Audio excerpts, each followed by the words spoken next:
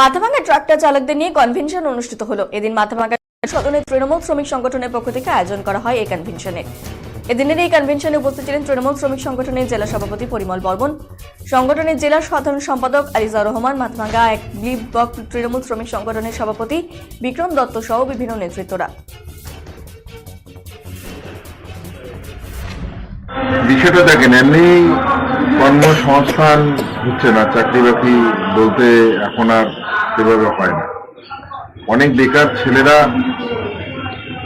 বিভিন্নভাবে লোন নিয়ে তারা ট্রাক্টর চালায়, হালের সময় হাল, কৃষিকাজের সময় কৃষিকাজ, কৃষিকাজ যখন মিটে যায় তখন কিন্তু তারা অন্য কাজের সাথে যুক্ত হয়।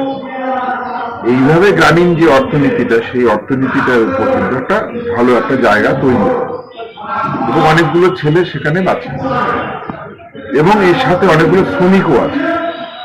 যে শ্রমিকরা ধরেন এই মাটি কাটা, বালু কাটা ইত্যাদি ইত্যাদি যারা আছে, তারা প্রত্যেকেই সেখানে 7-8 জন করে শ্রমিক সেখানে ইনভলভ।